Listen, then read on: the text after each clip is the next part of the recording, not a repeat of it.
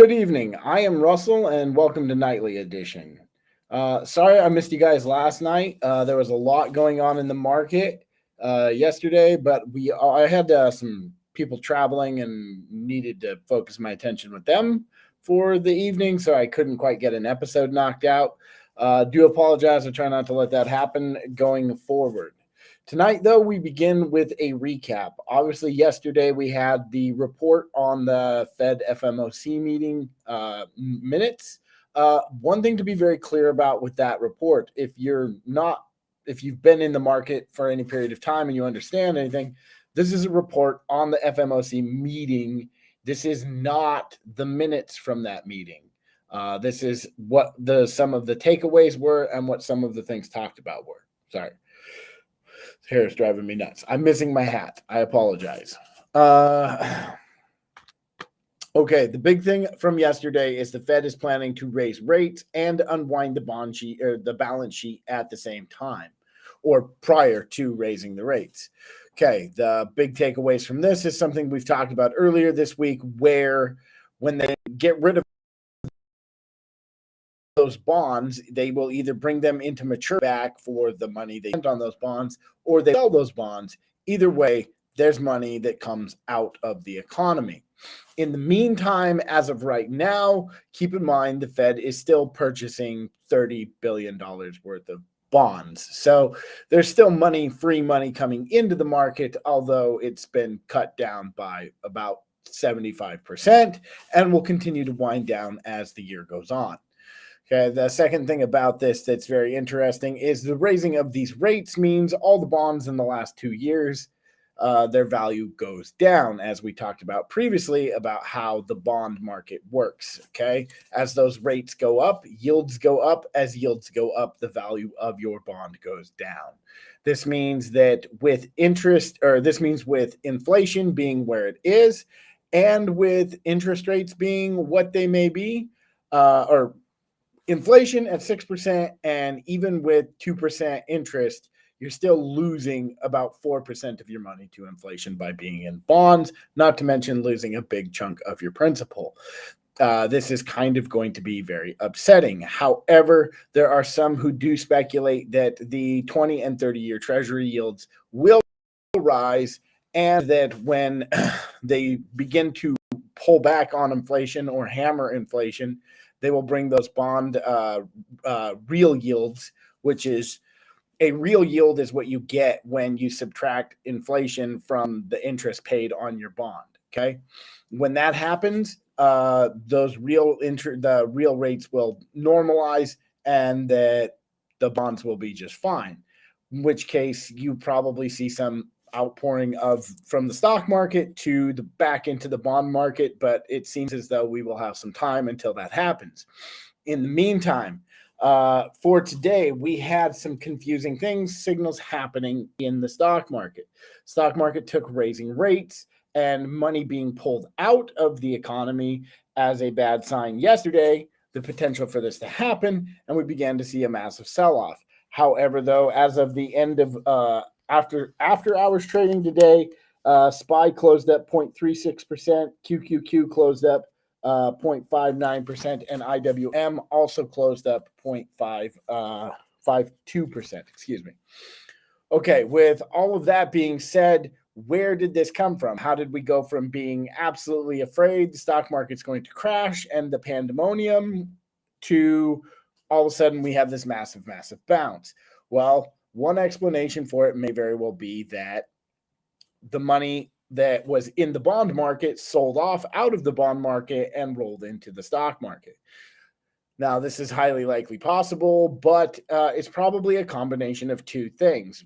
We have had about 3 days worth of selling. It's getting pretty close to pretty much bull traders thinking we're getting close to oversold, and this should be a bottom somewhere in here, and coming in and just buying things up.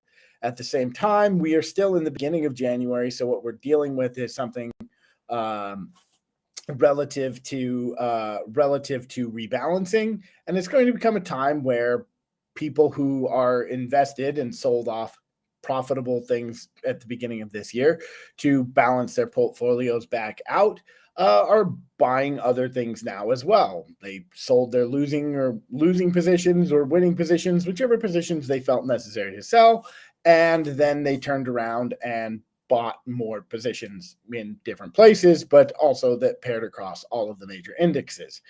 Okay. So more than likely, we have a combination of 2 to 3 things that have kind of all led to the bounce in the market. Now, what does this mean? Well, chances are it means slower rate of growth. More than anything, we're going to see a slowing of the growth rate. I don't think that you can count on seeing 70 all-time highs out of SPY this year. That wasn't normal anyway. It's kind of an out area.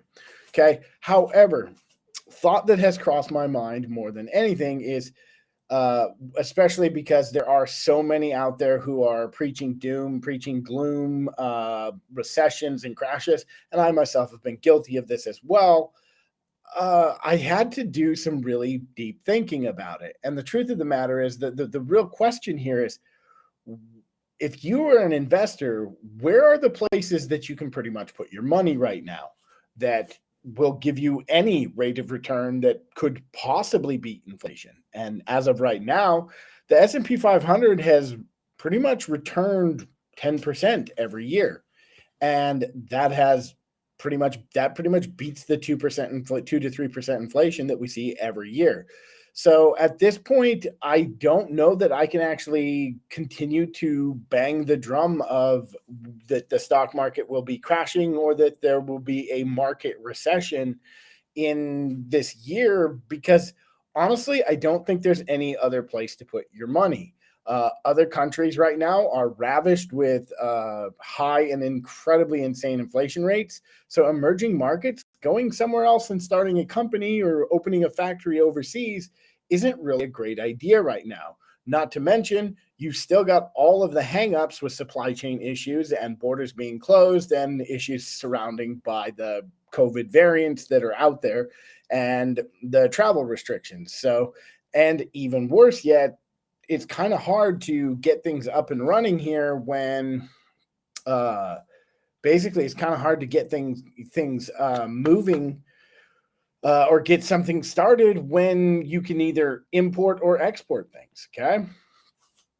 All right. So the question is now overall, so where can you put your money? Well, I mean, again, I have talked about starting a business on this channel, but more or less, I would say that the best place for most people to put their money at the moment, especially given resources, what they are to do, is probably to put it into the stock market. It's the easiest thing. It's the lowest risk thing. And at the same time, it's pretty widely culturally held as a way to invest your money.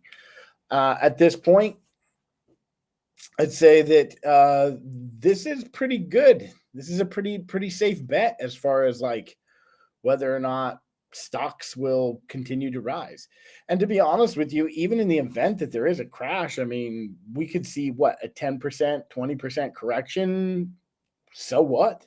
I mean, if you're just an investor, buy that dip, buy every time it pulls back.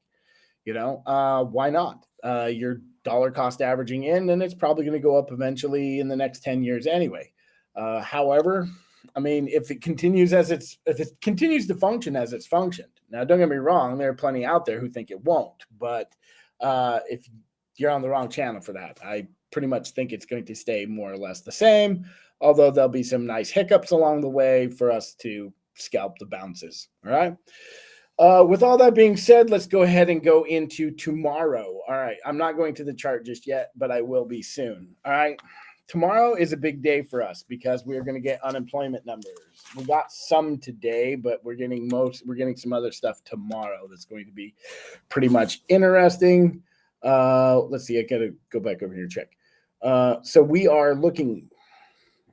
Tomorrow's Friday, January 7th. I should know that.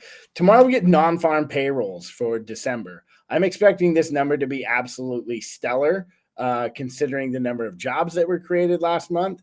I'm also expecting the unemployment rate to be low at this point for December. That's another one that we're getting. The average hourly earnings, I'm also expecting that to be through the roof, as the stories in the news of lately have been how great or how much it's costing to get labor.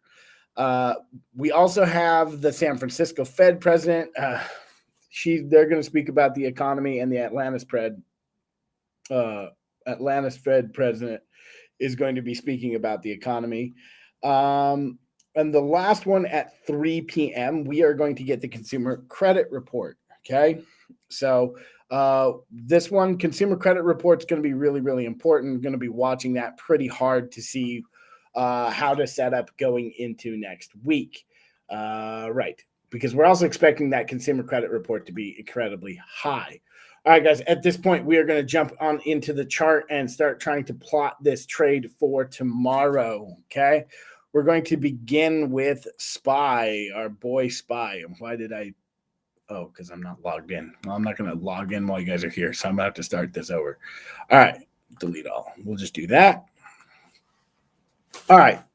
So as you can see on SPY, we caught the bounce. However, you got yourself a nice little doji here on the daily. So there's not really much change in anything. We could continue down. We could continue up. At this point, I am going to say chances are likely that we will continue down. However, there is a stigma within the market that says where you see this doge come in, that is a shift or change in direction for the market. This is pretty well possible. You can see it happened over here. You can see it's happened here. You can see it happened here, right? Anywhere on the daily you see these little doge candles, typically there's a change. Now, sometimes not so much. It doesn't always 100%, but especially you can see in most of these little gullies down here that we see that change. So very possible that we could see a change in direction on SPY as we continue back into the bull trend. All right. Same thing for IWM. Again, a little more volume on IWM. We hit above our average volume today. Continuing kind of along our lines. Again, I really not super bullish on IWM. I'm actually holding puts overnight to see if we catch a move more to the downside. But again, gonna have to break above this line at this point to go up there or above. You know, at this point, we're down below what, the friggin' 200, you know, on the prices below the 200, and the 50 is headed downward. Not looking so good for me for IWM. We were doing good for a minute. However, it is possible. The one thing I want to look at right here is you can see this is VWAP coming down through here, but you've got the 6 that just pulled below the 15, and on the daily, you've got the 9 below the 15. So unless we get a real quick move to the upside here where that bounces off, which is highly possible, I've seen that happen several times before, we're probably going to have to just extend to the downside in general, just in order to iron these averages back out, okay? Especially in the amount of volumes that you're going to need in order to move those averages. All right, that's IWM. And lastly, QQQ. QQQ has taken a pretty rough bludgeoning. We've got this 1, 2, 3, 4 areas where it has touched here and rebounded from. So that 380 support is pretty stable and is beginning to pretty well normalize right here. So I would expect that 380 support to hold, and I would expect to see some sort of continuation off of this from today as we continue higher. That would be my expectation. Again, you can see before we've hit that many times before and rebounded off of it. However, I will say that it is interesting. The 385 will definitely be a challenging area, even though we're already past it. We're past it in the after. But if we go to, let's take a look at the 30-minute just really quick. You're up here on the 30-minute with the 50 way below, okay? Here's the thing.